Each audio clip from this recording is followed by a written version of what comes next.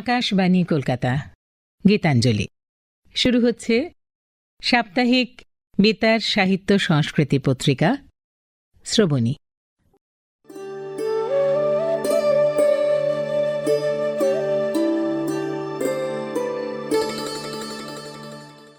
শ্রবণীতে আপনাদের সবাইকে স্বাগত। আজ শ্রবণীতে থাকছে স্বরচিত কবিতা পাঠ এবং আমাদের বিশেষ বিভাগ গল্পে লেখা সত্যি।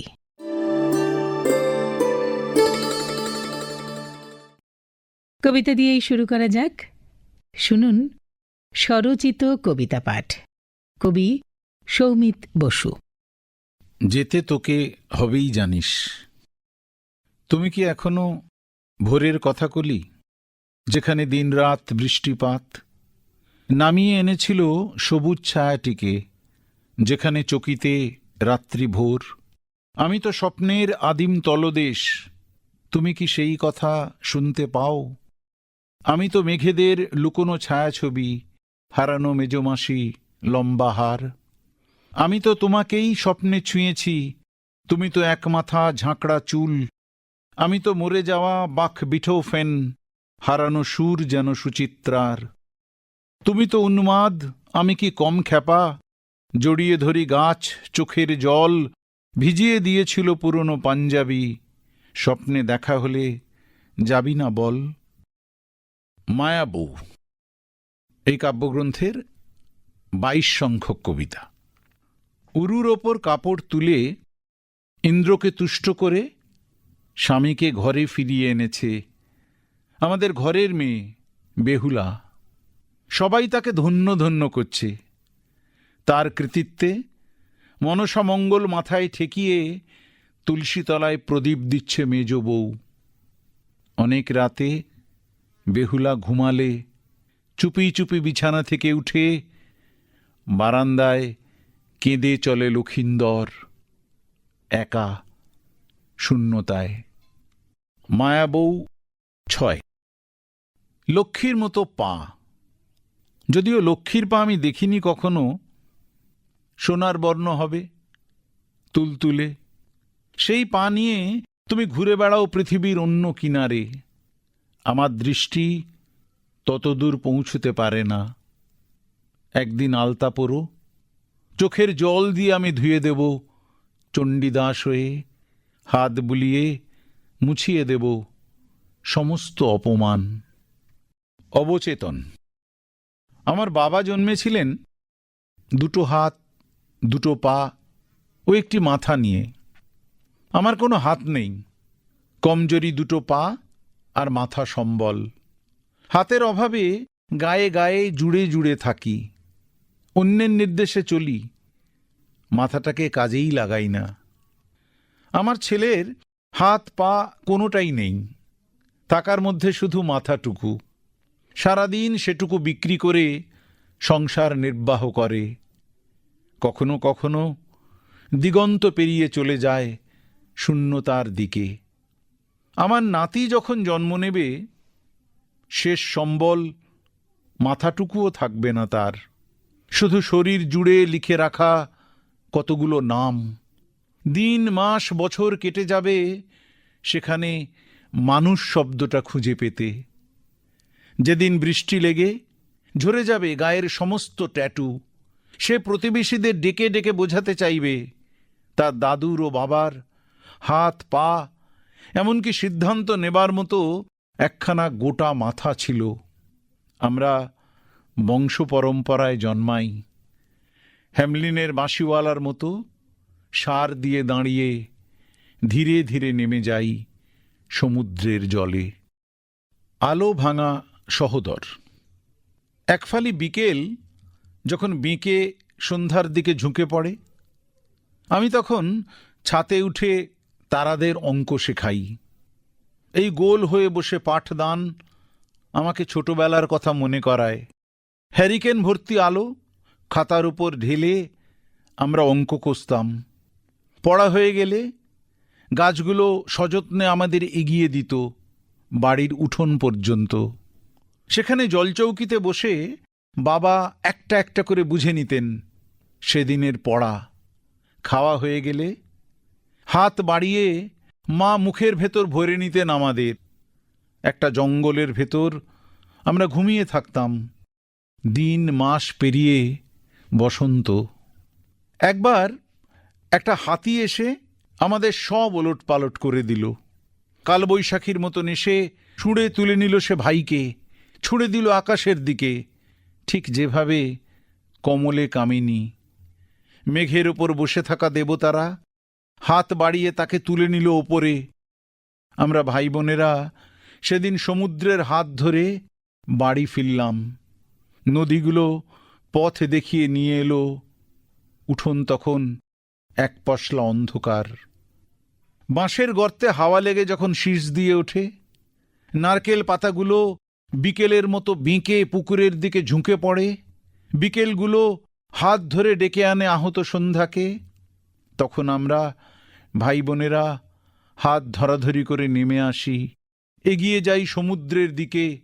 আর অঙ্ককষি ঢেউয়ের মাথায় কখন হাতি এসে সুঁড় দিয়ে তুলে ধরবে আমাদের। আমরাও পৌঁছে যাব মেঘের ওপরে। আমাদের ব্যথার সংসার একদিন ঠিক ঢুকে যাবে বাংলা কবিতায়। যাত্রা। রাত্রিটাকে অল্প কেটে কে যেন গেটের সামনে ফেলে রেখে গেছে। চারিদিকে ভন ভন প্রজাপতি ওড়ে। তার পাশ দিয়ে রিক্সা হাতে যে সমস্ত লোক ভোর ভোর সকাল হয়েছে ভেবে মর্নিং ওয়াক বেঁকে নেয়, তাদের আঙুলগুলো এক একটা বটগাছ। তাদের পা থেকে শেকড় বেরিয়ে স্রোত হয়ে সমুদ্রে মিশেছে। তাহলে এখান থেকে শুরু করি। শুরু করি বললেই কি শুরু করা যায়? পকেটের ভেতর ছুরি, হাতে খাপ, সিআরপিএফ দৌড়চ্ছে আর পেছনে তাড়া করছে উন্মাদেরা। উন্মাদদের থামাবার মতো কোনো ভাষা আজও আবিষ্কার করেনি পৃথিবী। তারা শুধু পারে দুপ্রান্তের বরফ গলিয়ে দিতে, সমুদ্রের পাড় থেকে সরিয়ে দিতে সবুজ, আর পাখিদের ডানা কেটে পালকগুলো গুজে নিতে মাথায়। দেখতে দেখতে একদিন সমস্ত ধুলোয় ঢেকে যাবে। তাহলে আজ এখান থেকেই শুরু করি। যে কথাটা বলা উচিত হতো না। অবনীন্দ্রনাথ ঠাকুর একবার আমাদের গ্রামের বাড়িতে এসেছিলেন। তার সম্মানে আমরা কাকদ্বীপ স্টেশনে একটি সাহিত্য সভার আয়োজন করেছিলাম। সেই সভায় পৌরোহিত্য করেছিলেন স্বয়ং ঈশ্বরচন্দ্র বিদ্যাসাগর। তিনি তখন আমাদের পাশের গ্রাম জেলেপাড়ায় থাকতেন। আমাদের কবিতা ও আলোচনার ফাঁক গলে শাঁসা করে ট্রেন ছুটে যাচ্ছিল শিয়ালদহের দিকে। হঠাৎ একটি ট্রেনে আইনস্টাইনকে দেখে আমাদের ছেলেরা তাকে নামিয়ে নিয়ে আসে। তিনি বাংলা ব্যাকরণ নিয়ে কিছু কথা বলে বাকি জীবন কাকদ্বীপে থেকে যাবার ইচ্ছে প্রকাশ করতেই তাকে চ্যাংদোলা করে পরের ট্রেনে তুলে দেওয়া হয়। যাবার সময় তিনি ভালোবেসে আমাকে 2টি ট্রেনের টিকিট দিয়ে যান, যে 2টি ট্রেন ঠিক রাঁচিতে গিয়েই থামে। আমার কাজের মেয়ে অনিতার ভারী দুঃখ। ছোটবেলায় পড়াশুনো শেখেনি বলে। ও ভাবে একটু পড়াশোনা করলে ওকে হয়তো বাসন মাজতে হতো না, বরের মার খেতে হতো না, লোকের সামনে নিরক্ষর বলতে ওর নাকি লজ্জা করে। আমি বলি, লজ্জা কি? ডাঁটসে বলবি বিয়ে, ডাঁটসে। এমনকি এমএও বলতে পারিস, কেউ ধরতে পারবে না। তাছাড়া তোর যা ফিগার। কিন্তু কি করে বলি? লেখাপড়া করলেও কোনো না কোনো ট্রেন তাকে রাঁচিতে নিয়েই নামাতো। আমার কবিতা সবসময়ই আমার জীবন নির্ভর, সংসার নির্ভর, পরিবেশ নির্ভর। কবিতা গ্রাম। আমরা দুভাই যখন সারা দিন কবিতা লিখে বাড়ি ফিরতাম, মা তখন দুধ দিয়ে মুখ ধুইয়ে দিত। আমার বাবা ছিলেন গ্রামের সবচেয়ে বড় অশ্বত্থ গাছ, যার নিচে গোল হয়ে বসে আগুন পোহাতো স্বামী হারিয়ে ফেলা মেয়েরা, বনমোরগ এবং কখনো সখনো নটি বিনোদিনী। মার্টিন লুথার কিং একবার তাকে মল্লযুদ্ধে আমন্ত্রণ জানিয়েছিলেন। তিনি হেসে উত্তর দিয়েছিলেন, তার ডাকনাম বারাক ওবামা। সাহারা মরুভূমি আমার মায়ের ঠিক পরের বোন। প্রতি গ্রীষ্মে তার তাঁবু পড়ত দক্ষিণ আফ্রিকার সবুজ গাছগাছালির ওপর। তুলি বুলিয়ে তিনি তৈরি করে দিতেন ছোটখাটো নদী, যার ভেতর দিয়ে বাণিজ্যে গেলেও চাঁদ সদাগরের আর ডুবে যাওয়ার ভয় থাকত না। আমরা দুভাই তীরধনুক নিয়ে সারা দিন ঘুরে ঘুরে কবিতা লিখতাম, আর সন্ধে হলে দিদি সেগুলোকে ঝুলিয়ে দিত গাছে গাছে। ইলেকট্রিক বাল্বের মতো এক একটা কবিতার পাতা আলো করে থাকত চারদিক। খড় নয়, কোনো গাছের পাতাও নয়, গান দিয়ে মা ছেয়ে দিতেন গ্রামের সমস্ত ঘর। গানের ওপর এসে আটকে যেত রোদ, সমস্ত বৃষ্টি পদ্মপাতার ওপরকার জলের মতো গড়িয়ে পড়ত স্থায়ী আর অন্তরার মাঝের ফাটলে। জ্যোৎস্না রাতে সমস্ত গান দুহাত বাড়িয়ে দিত চাঁদের গলায়। ঘরের ভেতর ঢুকে আসা জ্যোৎস্না শিলে বেটে সারা গায়ে মেখে দিতেন মা আমাদের। তাতে নাকি স্বপ্ন পরমায়ু পায়, হিংসা গা ঘেঁষে দাঁড়াতে পারে না। আমাদের গ্রামে কোনো দিন কোনো মৃত্যু দেখিনি। দাদু বলতো, অনেক অনেক দিন আগে কবিতা যৌতুক চেয়ে একজন পুড়ে গিয়েছিল। সেই থেকে কবিতা আমরা খাই, পড়ি, মাথায় দিয়ে শুই। কবিতা আমরা খাই, পড়ি, মাথায় দিয়ে শুই। ভারী সুন্দর বললেন সৌমিতবাবু। শুনলেন কবি সৌমিত বসুর স্বরচিত কবিতা পাঠ।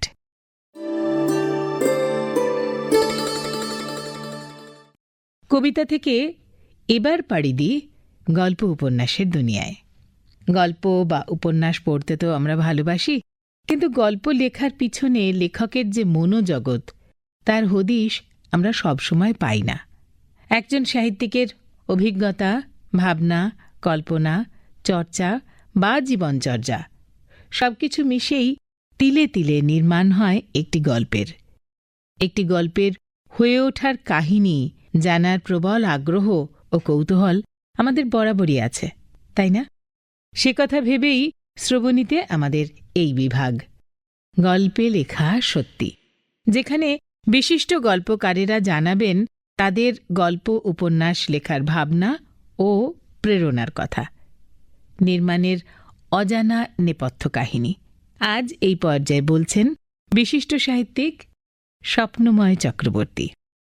আমরা যখন গল্প করি কোনো আড্ডায়, সেখানে যেসব কথা হয় আর গল্পের মধ্যে বা কথা সাহিত্যের মধ্যে ঠিক সেই কথা হয় না।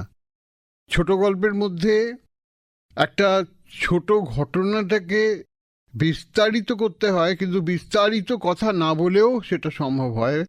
মুহূর্তের অনুভবকে একটা চিরকালীন অনুভবে যদি নিয়ে যাওয়া যায় সেটা খুব ভালো হয়।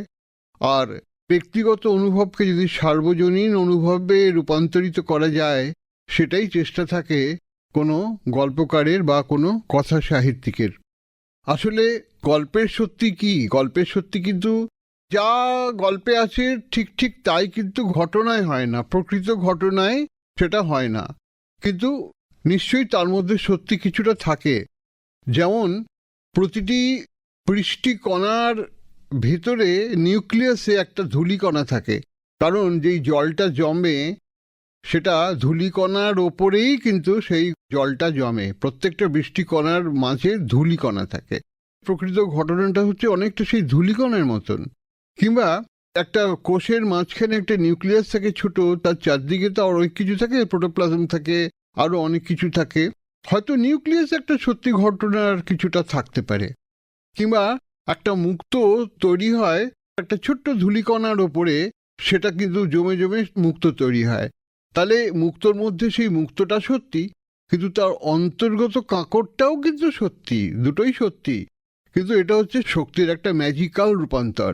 যখন শুঁয়োপোকা হয়, ওই যে একটা লার্ভা শুঁয়োপোকা হয়, তার জীবন বৃত্তান্তে আমরা দেখি শুঁয়োপোকাটা আস্তে আস্তে প্রজাপতি হয়ে উঠল। সেই প্রজাপতিটা কিন্তু মিথ্যে নয়, প্রজাপতিটা সত্যি। আবার ওই শুঁয়োপোকাটাও সত্যি। শুঁয়োপোকাটার রূপান্তর হচ্ছে সেই প্রজাপতিটা।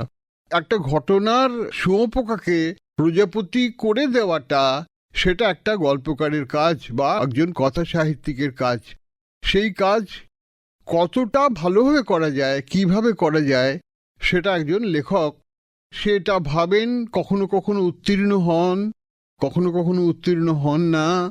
উত্তীর্ণ না হলে সেই যে ব্যথা হয়, সেই ব্যথাটাও কিন্তু তার আনন্দ।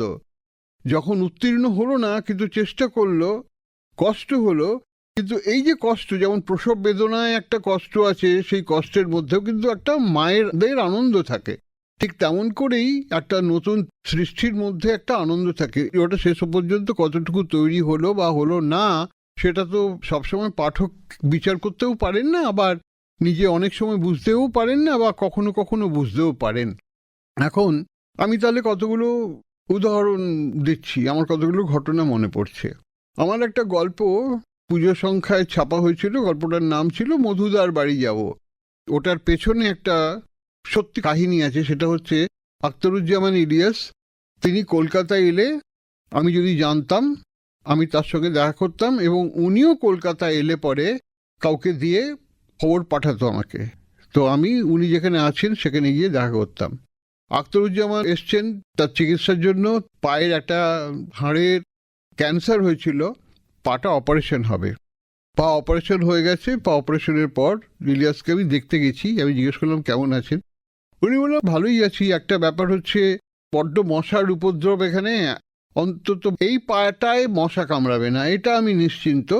আর হচ্ছে ওই দুটো পায়ে চটি পড়ার দরকার নেই, কোনো রকমে একটা পায়ে গলিয়ে নেব তাহলেই হবে। এইসব ঠিক আছে, তবে আমার মুশকিলটা কি জানো, যেই পাটা নেই সেই পায়ে বড্ড ব্যথা হয়। সেই পায়ের গোড়ালি থেকে হাঁটু পর্যন্ত আমার কনকন কনকন করে। ওই পাজামাটা লতপত করছে, ওখানে তোমার পাটা নেই, কিন্তু সেই অদৃশ্য পায়ের ভিতরে আমার একটা ব্যথা। পরে আমি জানলাম, চিকিৎসকদের জিজ্ঞেস করেছি, বলে হ্যাঁ ঘোস্ট পেন এরকম একটা হয়, কোনো হাত অ্যাম্পুট হয়েছে, সে কিন্তু হাতটা মুঠো করতে পারছে না ওদের বলে, তো পায়ে এরকম হতেই পারে, এটা ঘোস্ট পেন। এটা অদ্ভুত একটা মনে হলো, এরকম একটা হয়। কিন্তু আমি এটা কিভাবে লিখব? আমি তখন গল্পটাকে আমি অন্যভাবে লিখলাম। সেটা হচ্ছে যে একজন ফুটবল কোচ, সেই ফুটবল কোচ সে এখন আর কোচ নয়, তার কারণ স্কুটার অ্যাক্সিডেন্ট হয়ে গিয়ে ওর পাটা কাটা গেছে। এখন সে কোচ নয়, কিন্তু টেলিভিশনে ফুটবল খেলা দেখে, ফুটবল খেলা দেখছে। তার একজন প্রিয় শিষ্য যাকে সে কোচ করেছে এবং সে এখন খুবই বিখ্যাত হয়েছে, তার খেলাটা দেখে তার অদ্ভুত একটা সন্দেহ হলো। গোলের কাছে গিয়ে সে একটা বাইসাইকেল শট করলো, কিন্তু সেই বাইসাইকেল শটটা করার দরকার ছিল না, সেটা বাঁ পায়ে বলটা ঠেকিয়ে দিলেই গোল। সে বুঝতে পারলো যে এখানে গন্ডগোল কিছু আছে। যে সময় আমি গল্পটা লিখছি তখন গট আপ গেম হতো, আজ থেকে বহু বছর আগের কথা, 20-22-25 হতে পারে। তো ও বুঝতে পেরেছে এই শটটা কায়দা নিয়েছে, হাততালি কুড়িয়েছে, ওই যে বাইসাইকেল শট, ওকে বলে ওই গ্যালারি তোলা, সেটা হয়েছে, কিন্তু ভুল, এটা হওয়া উচিত ছিল না। তো যাই হোক, দেখে যে মনে মনে কষ্ট পেয়েছে। এরপরে সেই যে ওই ছেলেটি যে এরকম বাইসাইকেল শট করে গোলটা দেয়নি, সে মধুদার কাছে এসছে দেখা করতে, ফল টল নিয়ে এসছে, বললো অপারেশনের পর তো আমি আর আসতে পারিনি, এখানে ওইখানে ছিলাম। মধুদা অন্য কোনো কথা না বলে সোজা জিজ্ঞেস করলো, ওইখানে তুই বাইসাইকেল শট মারলি কেন? তোর বাঁ পাটা ঠেকিয়ে দিলেই তো গোল হয়ে যেত। ও তখন মাথা নিচু করে, তখন বলল যে তুই ভাবিস আমি কিছু বুঝতে পারি না, বেরো বেরো এক্ষুনি। এবং ও তখন বুঝতে পারে যে মধুদা যে পাটা নেই সে পা দিয়ে ওর পিঠে লাথি মারছে, যাকে বলে লাথি মারা, সেই লাথি মারছে। এই যে লাথি মারছে, যে পাটা নেই সেই পা দিয়ে, সে তখন ওখান থেকে বেরিয়ে আসে। তো এই যে গল্পটা এইভাবে তার রূপান্তর হলো আর কি। আরেকটা ঘটনা বলি, এটা আকাশবাণীর আমাদের পিকনিক হয়, এখনো হয়, রিক্রিয়েশন ক্লাব করে। তো আমাদের সময় এরকম সেটা অবশ্যই রিক্রিয়েশন ক্লাব করেনি, প্রোগ্রাম স্টাফরা যারা ছিলাম তারা সবাই মিলে মিশে একটা পিকনিক করেছিলাম বজবজের কাছে কোনো একটা জায়গায়। আমরা একটা জায়গায় বসে গল্প করছি, অনেক কাঠ, ওখানে প্রচুর কাঠ পড়ে রয়েছে, ওখানে রোদ্দুরের মধ্যে বসে বসে গল্প করছি। তখন জিজ্ঞেস করলাম যে এই কাঠগুলো কোত্থেকে আসছে? তখন নানা জায়গা থেকে আসছে, বার্মার সেগুন আছে, তারপরে ইন্দোনেশিয়ার কাঠ আছে, ভিয়েতনামের কাঠ আছে। ভিয়েতনামের কাঠ, এটা কত বছরের পুরনো? তখন বলল যে হবে এটা 30 বছর 40 বছরের পুরনো সেই গাছগুলো। তখন আমি ভাবলাম তার মানে ভিয়েতনামের জঙ্গল থেকে এই কাঠগুলো এসছে। ভিয়েতনামের জঙ্গল থেকে এই কাঠ, ভিয়েতনামের জঙ্গলে তো গেরিলা যুদ্ধ হয়েছিল, তার মানে এই কাঠের ভেতরে কি গুলি ঢুকে আছে? গেরিলা যুদ্ধের গুলি? কাঠ চেরাই করার সময় কি কাঠের ভেতর থেকে সেরকম গুলি বেরোবে? আমার এটা একটা মনে হলো। তো আমি মনে মনে ভাবছি এটা আমি একটা লিখব। ও মা, দেখি অভিজিৎ সেন একটা গল্প লিখে ফেলেছে, ওটার নাম হচ্ছে মহাবৃক্ষের আড়ালে। সেই গল্পটা এরকম আছে যে কাঠের ব্যবসা করে একজন, তার মেয়ের বিয়ের ফার্নিচার গড়াবে বলে ওই কাঠ কাটাচ্ছে, এমন সময় কাঠের কড়াতে বিদ্যুতের ঝলক, গুলিতে সেই স্টিলের কড়াতটা লেগে গিয়ে ফুলঝুরির মতন আলো ঠিকরে বেরোচ্ছে, কড়াত বেঁকে যাচ্ছে। ওরা তক্ষুনি মেশিন থামিয়ে দেয়। কি না, ওর মধ্যে সেই গুলি লেগে আছে। আমার মাথা থেকে ওটা বেরিয়ে গেল না, ধরা দিল একটু অন্যরকম ভাবে। গল্পটার নাম ছিল বুলেট। আমার গল্পের মূল চরিত্র ধরুন সেটা আমি। আমার জ্যাঠামশাই বিয়ে করেনি, স্বাধীনতা সংগ্রামী ছিলেন। তিনি একটা বৃদ্ধাশ্রমে থাকতেন, সেখানে আমি মাঝে সাঝে যেতাম, কিন্তু উনি চাইতেন আমি যেন যাই, কিন্তু আমি যেতে পারতাম না। যেদিন দাহকার্য হবে আমাকে তো যেতেই হবে, কারণ তার দাহকার্যের অধিকারী যেহেতু আমি, আমার নিজের জ্যাঠামশাই। তো সেখান থেকে চিতাভস্য যেটা আমাকে দেয়, দেখি চিতাভস্যের মধ্যে দুটো চোখ জল জল করছে, আমার দিকে তাকিয়ে আছে। আমি শুনেছিলাম যে আমার জ্যাঠামশাইয়ের উড়ুতে বুলেট রয়েছে। স্বাধীনতা সংগ্রামী ছিলেন, ব্রিটিশের বুলেট তার শরীরে ঢুকে রয়েছে, সেটা আর বার করা হয়নি। মাঝে মাঝে ব্যথাটা তার কথা বলতেন বটে, কিন্তু উনি বলতেন যে এই পবিত্র বুলেট থাক আমার দিকে। তো এখানে যে কেন্দ্রীয় চরিত্র আমি, সে এমন একটা জায়গায় চাকরি করি যেখানে ঘুষ টুস খাই এবং ঘুষ খেয়ে কিছু অপকর্মও করি। তো এই যে দাহকর্মের পরে যে ছাইয়ের মধ্যে জেগে থাকা যে বুলেট দুটো জল জল জল জল করছে, সেটা দেখে আমি ভয় পাই। সেই চিতাভস্য আমি নিয়ে যাই, বুলেট দুটোকে বের করে রেখে দেবো আমার কাছে, সেটা আমি ভাবলাম। তো চিতাভস্য ফেলে দিলাম, কিন্তু বুলেট দুটো স্মৃতিচিহ্ন হিসেবে আমার কাছে থাক। কিন্তু ওটা আমি আনলামও, এনে একটা সুন্দর কৌটোর মধ্যে রেখেও দিলাম আমার জ্যাঠামশাইয়ের শরীরের বুলেট। কিন্তু সেই বুলেট তবুও জল জল করে। যখনই কোনো পার্টি আসে, কিছু ডিল হয়, তখনই সেই কৌটোর থেকে দুটো চোখ বেরিয়ে আসে। এরকম একটা গল্প লিখেছিলাম। তো আসলে গল্পটা পরিবর্তিত হয়ে গেল। এর মূল কাহিনীটা হচ্ছে সেই পিকনিক। আমি সেখানে পিকনিকে গিয়েছিলাম এবং পিকনিক থেকেই গল্পটা পরিবর্তিত হয়ে এইভাবে চলে এলো। এইভাবে গল্প পরিবর্তিত হয়। একটা গল্পের কথা বলি, সেই গল্পটার নাম বিদ্যাসাগর। সেটা আমি যখন দূরদর্শনে ছিলাম কটকে, সেখানে একটি মেয়ে, সেও বাঙালি, এ বলতো আপনারা কত ঘোরেন, কত জায়গায় যান। আমি বলতাম মহানদীর ধারে গেছি এবং জায়গায় গেছি, তো মহানদীর ধারে বসে থাকতে খুব ভালো লাগে, ওপার থেকে পাহাড় দেখা যায়। বলে আমায় একদিন নিয়ে যাবেন। মেয়েটা একটা হোস্টেলে থাকতো। তো একদিন ওই মেয়েটার আমি সত্যি সত্যি গেছি, একদিন মহানদীর ধারে বসেছি। ও ছোটবেলার গল্প বলছে, শিবপুরে গঙ্গার ধারে থাকতো, সেই টল্পগুলো বলছে। এমন সময় কতগুলো ছেলে এসে সোজা বলল যে কি করছো এরম জায়গায়, হ্যাঁ এগুলো বদমাইশি করার জায়গা, যাও হাঁটো হাঁটো বলে আমাকে হাঁটলো এবং মেয়েটাকে নিয়ে ওরা কোথায় যেন নিয়ে যাচ্ছে, একা ওরা 5-6 জন। আমি তক্ষুনি ছুটতে গিয়ে কতগুলো স্ট্যান্ডে রিক্সাওয়ালা ছিল, রিক্সাওয়ালাদের এই কথা বললাম। তখন অক্ষৌহিনী সেনার মতো রিক্সাগুলো দাপিয়ে 6 জন রিক্সাওয়ালা একদম রথের মতো ধেয়ে এলো, ধেয়ে এসে সেই মেয়েটাকে কিন্তু উদ্ধার করলো। তো সেই গল্পটা একেবারে চেঞ্জ হয়ে গেল। আমি কিন্তু এটা লিখিনি, এটা আমার ব্যক্তিগত অভিজ্ঞতারই গল্প হতো। কোনো একটা জায়গায় যদি বলতাম, তো হ্যাঁ উদ্ধার করলো তো কি হলো তাতে। কিন্তু গল্পটা অন্যরকম হয়ে গেছে। গল্পটার নাম বিদ্যাসাগর। সেই গল্পের কথা এখন আমি আর এখানে বলবো না বড় করে, কিন্তু গল্পটা পাল্টে গেল। শুধু আমার জীবনের এরকম অভিজ্ঞতা নয়, অনেক সময় খবরের কাগজের ঘটনাও আমাদের দিয়ে লিখিয়ে নেয়। একবার খবর কাগজে দেখলাম বম্বে গ্রুপ বলে একটা রক্ত, সেই অভাব আছে, ভীষণ অভাব, বম্বে গ্রুপের রক্ত পাওয়া যাচ্ছে না। একটা স্কুলের একটি ছাত্রের একটা বম্বে গ্রুপের রক্ত দরকার এবং কিছুতেই সেই রক্ত পাচ্ছে না। এই যে ঘটনাটা, তখন আমি হাড়ের ভিতরের মজ্জা বলে আমি একটা গল্প লিখেছিলাম। সেখানে ব্যাপারটা হচ্ছে যে একজন স্কুল শিক্ষকের ভাগ্নে, সে বড় লোক, তার এমন একটা অসুখ, সেখানে যে গ্রুপের রক্ত লাগবে সেই রক্ত পাচ্ছে না। তো স্কুলে যখন স্বাস্থ্য পরীক্ষা হয়, রক্ত পরীক্ষাও হয়, তখন একজনের এরকম বম্বে গ্রুপ পাওয়া গেছে। সে গরিব ঘরের ছেলে, একেবারে গরিব ঘরের ছেলে। সে তখন কি করে এই ছেলেটাকে নিয়ে যায় এবং অনেকটা আমরা যেমন গরুকে নিয়ে ঘরে রেখে গরুর দুধ দোহাই, ঠিক তেমন করে সেই ছেলেটাকে নিয়ে গেল। তোর পড়াশুনোর অভাব হবে না, খাওয়াবো দাওয়াবো, ভালো থাকবি, ঘি মাখন খাবি, এইসব করে গরিব ঘরের ছেলেটাকে নিয়ে গেল। নিয়ে যাওয়ার পরে কিছুদিন পরপরই ওর বডি থেকে 60 ml রক্ত লাগে, তার থেকে রক্তটা নেয়, ছেলেটাকে খাওয়ায়, ভালো পড়ায়, পড়াশুনোটাও করায়, কিন্তু তাকে পুষছে তার রক্তটার জন্য।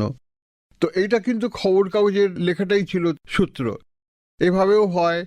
তারপরে খবর কাগজেই দেখলাম যে ডাকিনী হিসেবে একটি মেয়েকে পুড়িয়ে ফেলা হবে বলে সেই মেয়েটা পালিয়ে গেছে এবং তাকে আশ্রয় দিয়েছে কেউ। এবং আমারও তখন অভিজ্ঞতা আছে, বাইরে গেছি যখন আদিবাসী অঞ্চলে, আমি দেখেছি যে ওঝারা কি করে।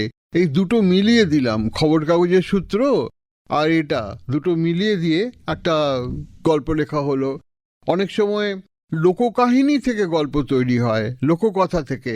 যেমন ওই বনবিবির যে লোককথা আছে, সেই লোককথাটাকে বেস করে একটা গল্প লিখেছি। বনবিবি যেমন রক্ষা করে জঙ্গলে, ঠিক তেমনই কলকাতাটাও তো একটা বড় জঙ্গল। সেই কলকাতারও একজন এরকম বনবিবি ধরনের কেউ দরকার। সেই বনবিবি সুন্দরবন থেকে কলকাতায় এসছে, যে তাকে ব্যবহার করা হচ্ছে কলকাতায়, এবং সেখানে একজন সেই বনবিবিকে চাইছে, এসো মা রক্ষা করো। তো এইভাবে লোককথাটাও আমাদের গল্পে আসে। সুতরাং গল্পের অন্তর্গত সত্যি খালি যে অভিজ্ঞতা সেটা নয়, অনেক সময় অন্যের অভিজ্ঞতাটাকেও আমরা নিয়ে ওটাকে একটু পরিবর্তন করি, যেটাকে একটু আগে বললাম শুঁয়োপোকা থেকে প্রজাপতি করা। তো আকাশবাণীতে যখন এসছি, আমি তো এখানকার কর্মী ছিলাম, এখানে ওই বিজ্ঞান বিভাগে দেখতাম, তো সেখানে স্বাস্থ্যটাও দেখতাম। তখন কি হতো, প্রচুর চিঠি আসতো, এমন সমস্ত চিঠি ওগুলো ফেলে দেওয়াই নিয়ম ছিল, যেগুলো বলে যে গোপন রোগ বা কিশোরকালীন সমস্যার কথা, কিশোরীদের সমস্যার কথা, অনেক মেয়েলি সমস্যার কথা, যেগুলো ভাবা হতো এগুলো আমাদের হ্যান্ডেল করা মুশকিল, ওইসব চিঠি কোনো উত্তর দেওয়া হতো না। সেই চিঠির উত্তর দিতে গিয়ে কিভাবে উত্তর দেওয়া যায় সেটা ভাবতে গিয়ে এমন করে প্রোগ্রাম তৈরি করলাম, আস্তে আস্তে সেটা বেশ জনপ্রিয় হলো। এবং পরে কিন্তু হলদে গোলাপ যে আমি উপন্যাসটা লিখলাম, তার মূলে কিন্তু আকাশবাণীতে যে আমি যে প্রোগ্রামগুলো করেছি, সেই প্রোগ্রামগুলিরই রূপান্তরিত স্তর সেটা হয়ে গেল ওইখানে। এইভাবেই ভেতরে একটা ঘটনা থাকে, সেটাই নানানভাবে রূপান্তর হয়, এবং এইভাবেই ছোট গল্প, এইভাবেই কথা সাহিত্য তৈরি হয়। তার ভেতরে একটা সত্যিকারের সত্যি কিছুটা থাকে, কিন্তু আমরা তার বিস্তার ঘটাই এবং যদি পারি ওটাকে ম্যাজিক্যাল রূপান্তর করি। গল্পে লেখা সত্যি, এই পর্যায়ে আজ বললেন বিশিষ্ট সাহিত্যিক স্বপ্নময় চক্রবর্তী।